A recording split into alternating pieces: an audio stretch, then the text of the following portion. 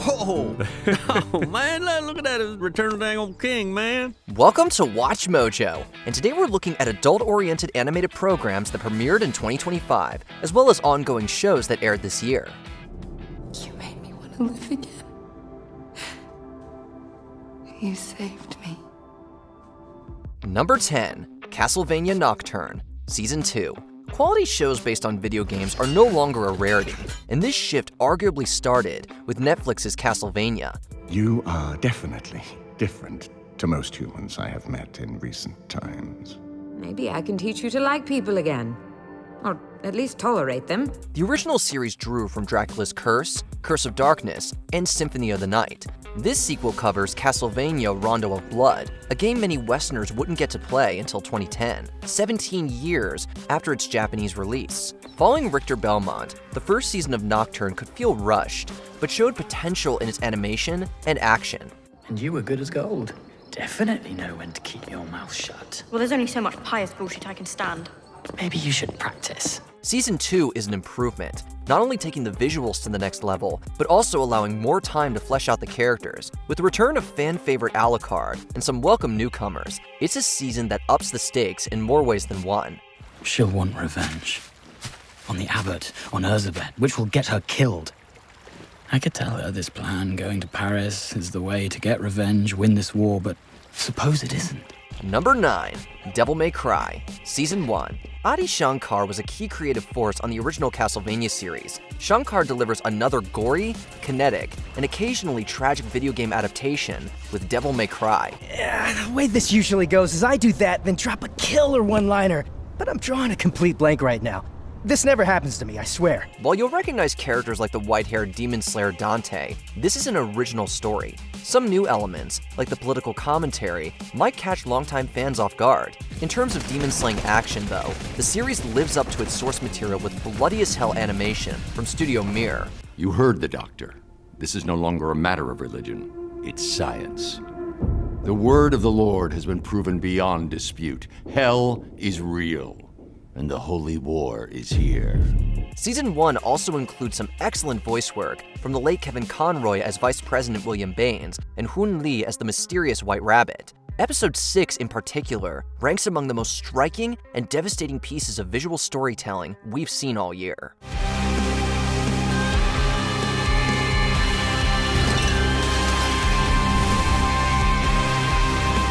Number 8, Rick and Morty, Season 8. Although it's called Rick and Morty, Season 8 of Adult Swim's flagship show branched out from the titular duo, with more emphasis on the rest of the Smith family. This is about the beers? Morty's cool. He has like 4 purple hearts. 5! Those and a nickel will get you a cup of coffee. Oh, disillusioned Morty. Love this guy. Listen, Beth, if you want to judge someone, call Jerry. While not up there with the show's golden years, this season gave us standout episodes like No Mortland, proving that having multiple Jerrys isn't such a bad thing. 2 Beths are better, however. The show digs deeper into the complexities of Beth and Space Beth, in turn, forcing Rick to examine his parental choices. I cloned you to fix this. That makes you twice as annoying. Speaking of parents, remember Morty's son from Season 1? He's back, as are some other characters buried deep within your memories. Pleasing fans isn't easy, as James Gunn might tell you, but Rick and Morty continues to balance laughs with unexpected pathos. No one's more creative than James Gunn. Number 7, Big Mouth, Season 8. Big Mouth is about as adult animation gets, but let's be honest. You're not wrong, but play it cool. I'm being cool, oh my god. The show's gross-out humor attracted plenty of 10-year-olds when it first hit the scene in 2017. Whether it saw you through puberty or made you look back at your own awkward adolescence, Big Mouth was simultaneously the most mature and immature show on TV for 8 seasons. This final semester resolves a few lingering plot threads, like the identity of the ponytail killer. Looks like your days of cutting off ponytails, sniffing them, and putting them in a big bag are over. Yet, it doesn't wrap up everything in a tidy package. Uncertainty lingers over the series finale, although the great unknown isn't something we should run from. It's bound to bring changes, good and bad, but whatever awaits, it'll be better with a friend by your side. No, Connie. We did a pretty good job with our little perverts, didn't we? Yeah, we sure did, Maury. Number 6, Dandadan, Season 2. WatchMojo already did a top 10 for the best anime of 2025 so far, but we'd be remiss if we didn't give at least one a shout out here. ターボババア的にどうよ。うちは何も見えなくってさ。ありゃダメだな。 While definitely for older viewers, you might think twice about watching Dandadan with your parents. This adaptation of the manga bursts with pent-up sexual tension. For all the innuendos, there's a surprisingly sweet relationship between protagonist Momo and Okaran at its core. 綾瀬さんは先に脱出して自分たちを助けてください。 Season 2, which chronicles the Cursed House and Evil Eye arcs, is more of an ensemble piece with expanded roles for characters like Gigi. The show's appeal still mainly derives from its central couple, even if they remain unofficial. As raunchy, violent, and ludicrous as matters get, our hearts lift seeing these two hold hands. 手のやつ、どんなゲームかルールがわかりませんから。何のことかわかりません。 Number 5, Harley Quinn, Season 5. Harley and Ivy find themselves in a rut at the beginning of Season 5, but this superhero satire is as funny and fresh as ever. Man, it's been so long, I forgot what it feels like to wear a dress. But isn't it great to finally wear underwear again? I mean, I don't look great. The showrunners keep taking the characters to new places, both physically and emotionally. This season changes the scenery to Metropolis, which might seem like an optimistic alternative to the brooding Gotham. What are you guys doing here? Well, we live here now. The property taxes are murder, but it's worth it for the schools. Beneath Metropolis's shimmering exterior, though, are shady figures, while an otherworldly threat looms on the horizon. Harley Quinn is the wild card that the city needs, although our titular anti-heroine faces her own share of curveballs this season. No matter what the world throws at Harley, Ivy is by her side, putting the power in Power Couple. We'd follow these characters to the end of the world and beyond. I may in the moment be angry with you, but there's never a moment where I stop loving you. Really? Say that again, because I want to remember it forever. Number 4, Invincible, Season 3. More than ever, Season 3 of Invincible makes its audience ask whether superheroes do more bad than good. Oh, I'm gonna get to the bottom of this right now. Mark, wait! I can't, Eve. I'm sorry. And I'm sorry about before, too. I messed it all up. Even someone pure of heart like Mark Grayson isn't immune to collateral damage, and saying sorry can't mend the lives caught in the crossfire. This season forces Mark to look in the mirror, seeing what he could have become and could still be if pushed to his breaking point. You don't understand. All this is my fault. So the only thing I want to do right now is hit something as hard as I can. Good. This is reflected in his evil variants, all of whom are voiced by Steven Yeun. Mark also sees himself in his little half-brother, Oliver, who has their father's lethal instincts, but nurture may win out over nature. When torn between morality and protecting loved ones, though, Mark finds that you can't always have it both ways. So if anyone else ever puts my family or anyone I love at risk, I won't hesitate to kill them. Number 3, King of the Hill, Season 14. It's been 15 years since we last saw the Hills. If you ask me, 5s should be rare in this world. We sure are. I do not want to be conceited, but I have been told my whole life I'm a 5.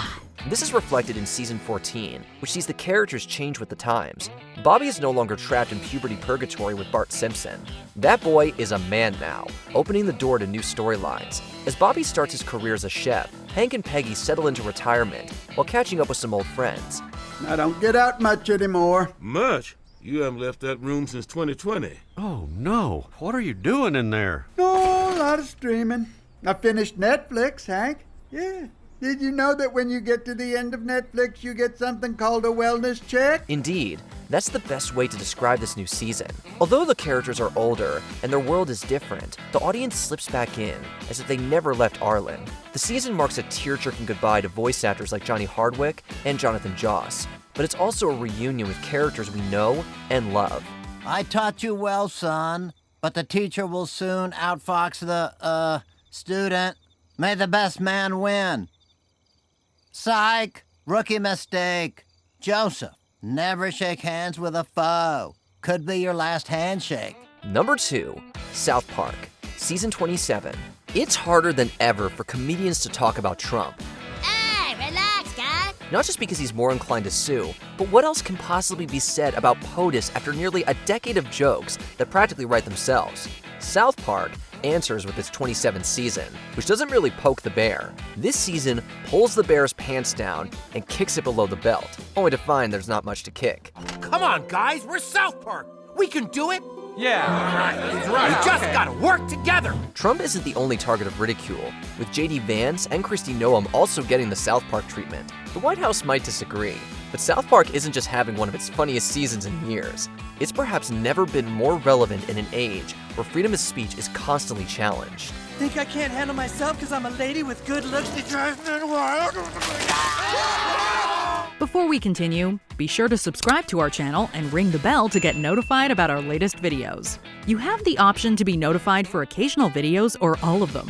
If you're on your phone, make sure you go into your settings and switch on notifications. Number 1. Common Side Effects. Season 1. Speaking of timely shows, Common Side Effects revolves around a mysterious blue mushroom that can seemingly cure any ailment. A mushroom. Not just any mushroom. The caviar, the ghost orchid of mushrooms. That is except for the corporate greed rooted in Big Pharma. As heavy-handed as the subject matter might be, Common Side Effects is humorous and insightful, with an overarching story that'll leave you hooked from the first episode. I know it's weird, but listen, can we meet up? It's kind of urgent. And just 2 things to mention. Some people are following me, and I brought my tortoise.